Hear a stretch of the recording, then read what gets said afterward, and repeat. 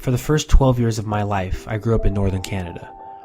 I had a normal family, a normal house, normal school, normal town. Nothing in my life was out of the ordinary. Everything was as it should be. Of course, Canada is usually known for being cold, and according to my grade school education, northern parts of places usually have colder, snowier winters. When I was about 10 years old, I had 5 friends: Evie, Quincy, Samantha, Rhoda, and Jonathan. I specifically remembered having a crush on Evie. She had green eyes, I think. Yes, dazzling, beautiful green eyes, and auburn hair. Evie had a sister, Jamie. She loved to bake and always made cookies when I came over. She made the best oatmeal raisin cookies in the world.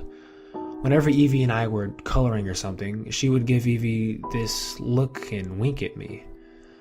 I think she knew how much I liked her. Sam and Quincy were twins, and they both had blonde hair. They moved across the street when I was almost 8. They did everything together and were pretty antisocial. I think I was their only friend. Rhoda's mother was a good friend of my mom's, so we could always play Candyland or something while our mothers talked.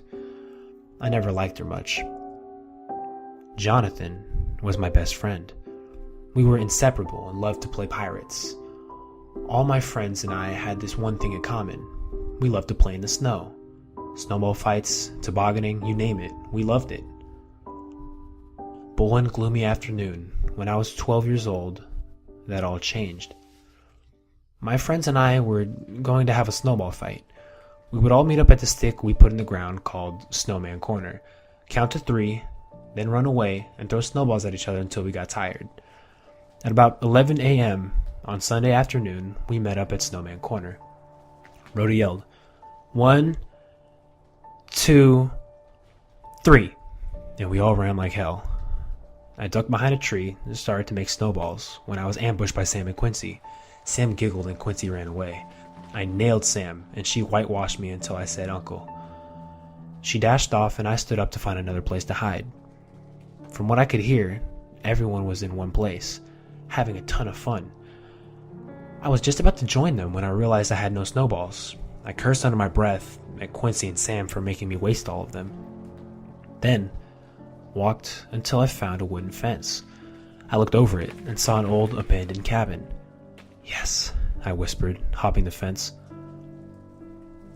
I sat there making snowballs for a while, listening to the occasional shriek, giggle, or thud. It was comforting. I was making my last snowball when everything fell silent. I didn't hear the sounds get quieter or decrease in number. Everything just got quiet. I assumed everyone had left without me and was about to call out when I heard a scream. I breathed a sigh of relief. It was Rhoda. They must have stopped to reload, but then I heard Quincy. It was a scream of obvious agony, not surprise or pain. Shortly after, I heard Sam's loud sobs, then an ear-piercing scream. Evie screamed. No. I was so scared. What was going on? Jonathan's scream was worst of all. I swear, I heard my heart shatter. I cried for what felt like hours when it dawned on me. I needed to get out of there. I peeked over the fence and saw nothing. I hopped over and started to run. After about 5 minutes, I was in a large field near a playground that Jonathan and I loved to play at. I held back the tears and continued to run, or at least tried to. I stopped dead in my tracks when I felt a frail hand on my shoulder. I spun on my heels to face a beautiful girl about my age. She was obviously French. She had a soft face with pale blue eyes and dark hair. I was relieved until I noticed that she was only wearing a thin white nightgown. I staggered back in amazement at the fact that she was also barefoot. Big mistake. I toppled over and she kneeled down to me. She was sickly, skeletonly thin and frail. Her nightgown was covered in dirt, food, and what looked like blood. That's when I noticed about 50 people starting to encircle me. The girl stroked my face and smiled. Shh, she whispered. I'm helping you. Remember that. I frantically looked at the people until I saw a pair of sparkling green eyes. Evie! No! She just stared at me. I began to see my other friends in the crowd staring at me. I broke from the girl's grasp and tried to run, but she pinned me down and screamed, "I'm helping you!" I threw her off me and pushed over a little girl to get out of the circle, and I kept running. When I got home, I had a nervous breakdown and told my mother what had happened. She immediately grabbed the phone and asked Rhoda's mother if she'd come home. She hadn't. Neither had Quincy, or Sam, or Evie, or Jonathan. My mother told all of them to come over, and when they showed up, she told me to go play upstairs. I remember seeing a police car speed off into the woods. Now that I'm older, I've decided to dig more into the case. I went to the police station and asked if I could see the file. They said yes. I reread my story and then looked at the other details of the case. My stomach did a 360-degree turn.